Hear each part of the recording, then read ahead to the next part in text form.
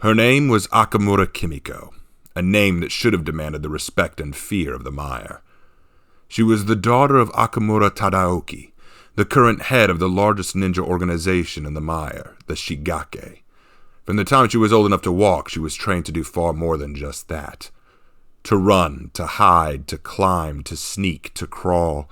When her hands could grip a dagger, she was taught to use it to slit throats, and taught how to hold it to parry a Viking axe. Kimiko's life was one baptized in the way of the shinobi, for it was known that the mire fought on two fronts, the day and the night. The samurai fought the knights, Vikings, and Wulin in the open daylight, but in the darkest shadows and in the quiet nights it was the shinobi who fought the battles for the empire. The shinobi were ruthless, they were uncompromising, they were spies, assassins, thieves, and the quiet whisper on the wind that told of danger. There was no room for compassion in the Shigake. The greatest shinobi were able to claim lives and spill blood without ever being seen, and the Akamura family of the Shigake were great shinobi. Kimiko could afford to be nothing less than exceptional. She took her first life when she was 13, and from there she learned new and better techniques to conceal herself. She wore so many faces in her life that, at times, Kimiko was not sure who she was. A daimyo's daughter, a maid servant, a fisherman's wife, a prostitute, a Buddhist nun, an escaped prisoner, a Horkos informant, and a chimera spy.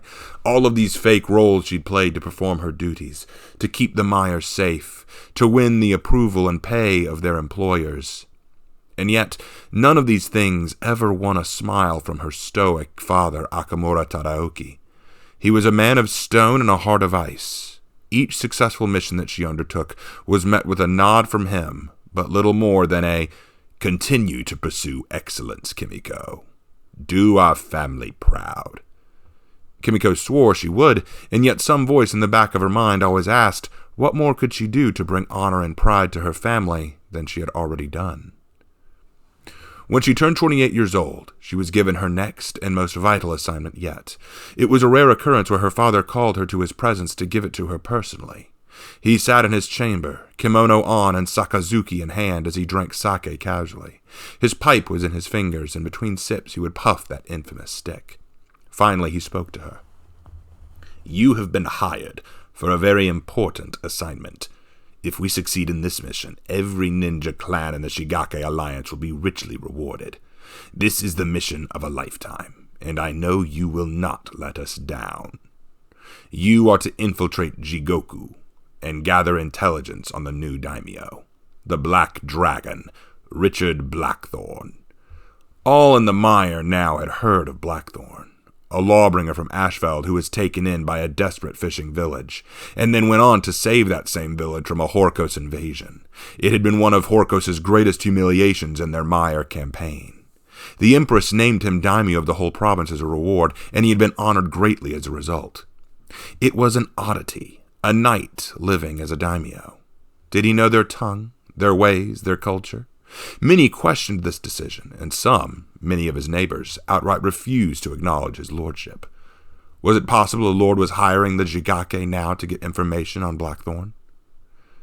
"You will enter his household as a consort, and you will live in his palace with him. Get close to him, win his confidence and his trust. Learn everything you can about him, his habits, his interests, his fears. Most importantly, learn his weaknesses.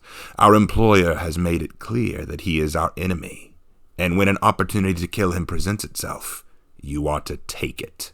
"Kill a daimyo, father?" Kimiko finally asked, surprised. Her father glared at her a moment, forcing her to bow. Tadaoki did not like to be questioned or interrupted without permission. "It is not an ideal situation, and surely if you are caught, or the death linked back to us, our family will certainly be hated by the Empress. But we also cannot turn aside the most fortuitous opportunity presented to us.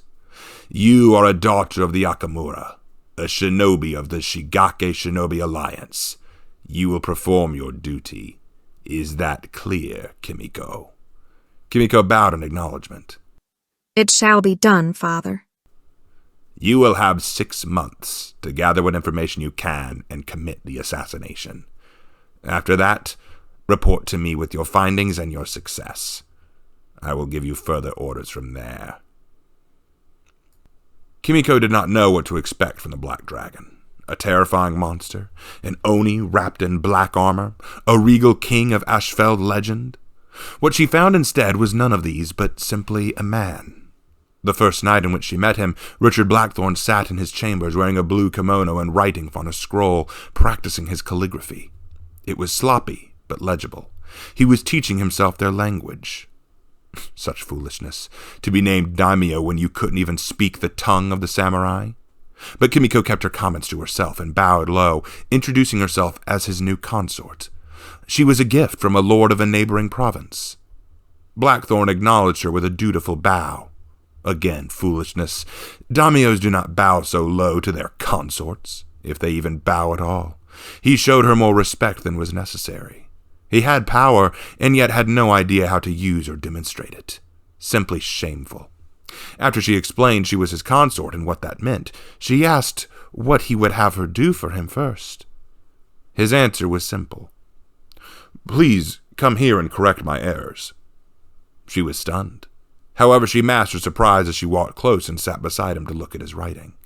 You only wish me to correct your language and writing errors. There's nothing else you wish of me?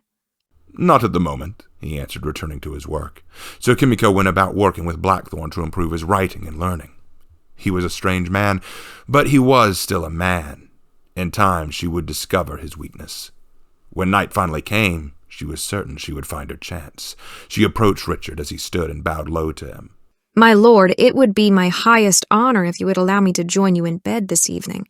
I promise I will pleasure you in the ways you would enjoy, she said soothingly.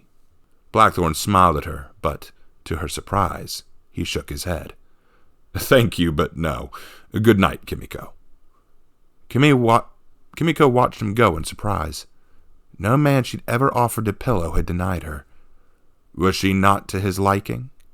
Was she unattractive to Ashfeldian eyes? Had she displeased him somehow? She could not understand it, but she would keep trying. Weeks passed. Each day, Kimiko worked around the estate, asking samurai in attendance about Blackthorne. Their answers and responses ranged in attitude and thought, but all with smiles on their faces. Few had anything bad to say about him, and many claimed he was a better daimyo than even the previous one, despite him having limited language skills and being unfamiliar with some of their manners and customs. Each night, she would wait by the room to his chambers and offer herself again, only for him to decline. As time went on, her frustrations grew, as did her fears. She'd learned much, but none of it useful to destroy Blackthorne. He had the approval of his vassals, his servants, and his people, so it was unlikely any would turn on him, and she was running short on time. All he ever asked of her was to help correct him on his writing, translate documents to him that were delivered, help assist him in matters of house upkeep. Nothing close. He was a man who kept his cards close to his chest, as the saying goes, always defensible. Was he perhaps aware? She began to worry. What would she tell her father? But one fateful day, something changed. She was approached by the Black Dragon, who smiled when he saw her. "Excuse me, would you like to go for a walk into town?" he asked. "I'm in need of some things for tonight, and I'd like an interpreter." But my lord, certainly you could ask a servant to run this errand for you, or I would be honored to run the errand on your behalf. You do not need to stoop so low as to do this yourself, Kimiko pointed out. "Yes, but I need to stretch my legs. I hate being cooped up too long." Again, she was fascinated by how strange he was. Any normal daimyo could have just sent servants to go handle this. And yet she was growing used to his oddities by now. As they walked through the city, many bowed and groveled, yet he always just bowed back and kept going on without a word. He walked among stalls, asked about prices personally, sometimes even recognizing a few, as they were from the village he'd liberated. Kimiko watched in surprise. He did not exude an air of fierceness or control or authority. In fact, he behaved more like a friendly merchant more than he did a daimyo. And it intrigued her. But as she watched him, suddenly, Kimiko noticed something. A shift. She turned fast and saw it. A slight movement that caught her eye. A shadow that was out of place. She sneered at it, and her hand drifted to her dagger concealed in her robes. Just as she was reaching for it, the figure lunged. It was fast, leaping from the shadow as if the darkness had come to life and was now trying to attack Blackthorn. Kimiko moved first. She rushed forward and slashed fast at the neck of the attacker, her steel biting down. She felt the tip of her blade pierce cloth and flesh, and then looked to see the figure hit the ground hard. She finished her motion and buried her weapon into its neck, and saw that the culprit was a peacekeeper, not a samurai. She stared in surprise at the dead peacekeeper at her feet. She wore a dark hood and a metal faceplate. Richard looked down at the body in surprise, and then at Kimiko, his expression unreadable. Certainly he looked surprised, but did he perhaps know? Had she overplayed her hand and revealed her true identity? She quickly kowtowed, dropping to her knees and burying her face in her hands. "Please forgive me, my lord," Kimiko cried, bowing. "For what? Saving my life?" Blackthorn smiled at her. "I'm grateful you were here with me today. Otherwise, I may not have lived to see tomorrow." Kimiko looked up at him in wonder. He didn't seem upset or angry. He did not shout at her or reprimand her for not knowing her place. Instead, he smiled at her, and as Samurai ran to the scene, he instructed them to search the area for more assassins and to investigate where this peacekeeper had come from. Kimiko didn't need them to do that, of course. She already knew. The mark on the shoulder guard was the sigil of the Dreadwolves, an assassin branch of Horkos. Horkos had sent this peacekeeper to kill Blackthorn. She would have to inform her father of this as soon as she could. This changed everything. "This changes nothing," her father had responded in his own letter. "Your time runs short, Kimiko. Kill the Black Dragon for our family or hand us the key to his defeat. You have 1 month left. Do not fail the clan." Kimiko was at a loss, for a new problem had surfaced, one she could not have foreseen. Ever since she'd rescued Blackthorn, things around him had changed. He was far more trusting towards her. He did not mind her being in his presence, and he even invited her to his baths and walks more often. And as for herself, she couldn't help but feel a strange fondness for him. There were moments where his back was to her, and she'd come into his chambers more than once to wake him in the morning. In these moments, he was vulnerable. He was weak. She could take his life, and yet something stayed her hand each time. She knew it was a weakness on her own part. She'd allowed her emotions to be compromised, and yet she could not deny how this man made her feel when he smiled at her, spoken to her with praise, something even her own father had never done. At the very least, this man, if he was to die, he deserved to die knowing the truth. With only a week before her deadline, Kimiko came to Blackthorn's bedroom as he was preparing himself for sleep. She had a dagger hidden in her sash. She bowed low to him and begged his forgiveness for the intrusion. And then she told him everything, every detail. "Forgive me, Lord Blackthorn, but I have been charged with spying on you and taking your life, and I am running out of time. If I do not slay you soon, then my family will be shamed and I will most certainly be punished. But you have shown me kindness and compassion that I have never known, not even from my own family. And for this reason, I felt it only right that I tell you the truth, now. I understand if you hate me for this, and I understand if you wish to kill me for it. If so, then I look forward to honorable combat with you. But I could not stab you in the back or kill you in your sleep after the good you've done to me. I felt you needed to know the truth, and I beg you forgive me." She bowed her head again as she finished, prepared for him to rage at her, to shout, to call for his guards to kill her. But instead, he just laughed. "I was wondering how long it would take for you to tell me," Blackthorn laughed. "You knew?" Kimiko asked in surprise. "When you came to me, you said you were a gifted consort from a neighboring lord. Most of my neighbors detest me. They'd never send me such a lovely consort as yourself unless it were some kind of plot to do me in. That's why I never let you too close. I was always wary of you. But that day you saved me from the assassin in the street, I decided to give you a bit more trust. I do not believe you to be a heartless killer. I hoped in time you would come to me and confess to me the truth, and it seems my patience was rewarded, for here we are." "And what if you had been wrong, my lord? What if I had in fact slain you in your sleep?" Kimiko challenged. "In all fairness, that thought had crossed my mind," Blackthorn chuckled. "Call me foolish, if you like, but I'm a hopeless romantic. I'm afraid that I was willing to risk that eventuality if it meant that perhaps I could finally confess that I find you most beautiful and pleasing. I withheld these thoughts to myself out of fear and caution of who you might actually be. But if we're to be honest with each other, I think it's time I was honest as well." Kimiko stared at Blackthorn a long time. The dagger hidden in her sash felt all too real, all too heavy, and the weight of it felt shameful, for she felt her heart pounding faster as he smiled at her.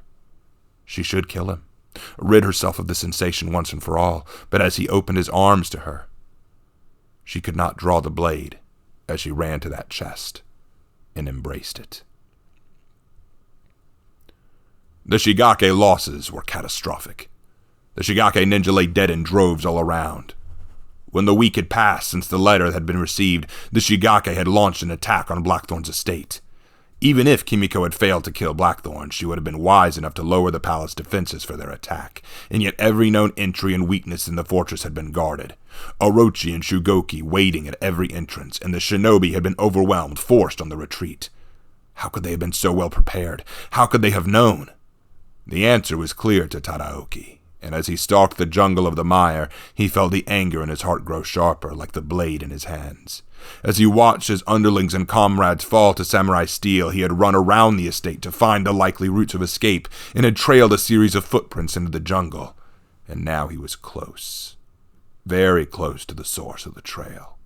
"Good evening, father," Kimiko called as she stepped out of the shadows. He turned to see her, wearing her combat gear, bearing Kama in each hand. "Do not refer to me by that name any longer, you shameful disgrace," he snarled. "You not only failed in your mission, you warned our prey of our coming. This massacre tonight was your doing," he hissed. Kimiko said nothing to that charge. "And now you have led the dragon away to save him from us. Your treachery is complete."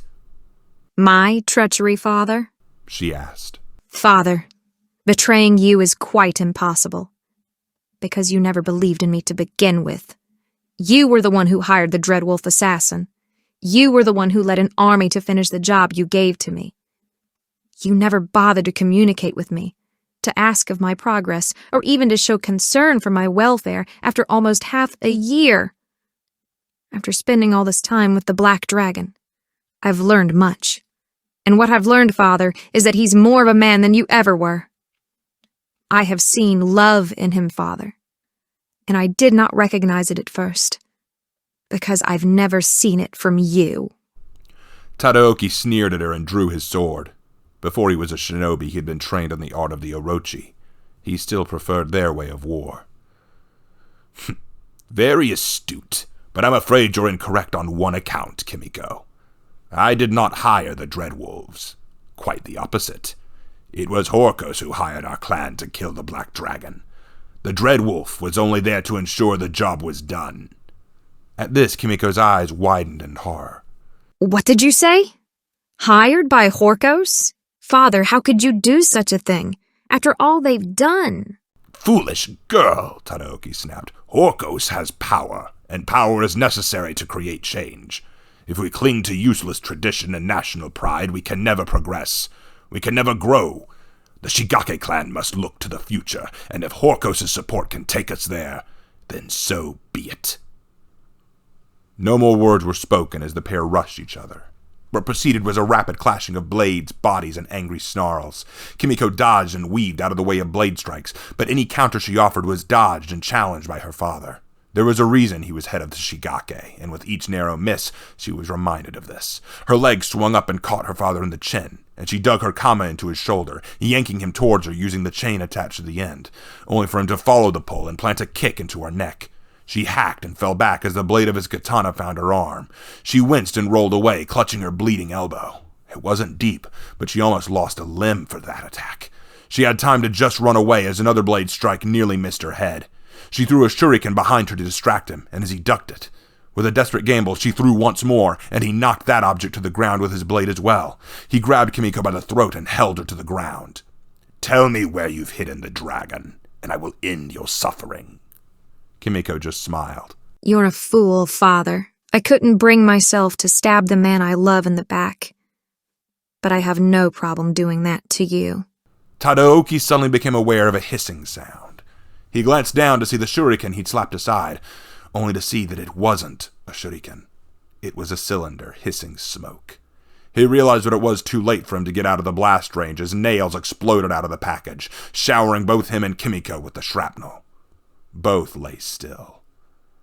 But as her father lay bleeding out and dying, Kimiko staggered to her feet, throwing off the tatters of her clothing to reveal a plate mail cuirass underneath, a gift from the man she had fallen in love with. Though nails were embedded in the steel, none had reached her. She then limped deeper into the swamp to find Blackthorn and tell him of her victory. Many things happened in the days to come. The Shigake clan went into hiding after the incident at Blackthorn's estate, and the Black Dragon was once again praised and hailed as a mighty warrior and hero for repelling one of the most infamous ninja clans in the mire, and though he refused to take any of the credit, all just merely attributed this to his modesty and humility befitting a man of his station. None knew the truth, of course, but all were there to celebrate his recent marriage to the beautiful Kimiko. None knew about his recent wife and her part to play in the events. Horkos, of course, didn't stop their attempts to take down Blackthorn. He had, after all, humiliated them those many months ago in the mire during their assault attempts on Jigoku. The Dreadwolves every so often would send in an agent to take the life of the Lawbringer who had humiliated them during their mire campaign. But none met with success, and those who returned alive claimed a shadow stalked the Black Dragon estate. A shadow they could not touch, but was always just within reach. But to Blackthorn, that shadow was beautiful and brilliant as a summer morning day. His lovely wife, Akamura Kimiko.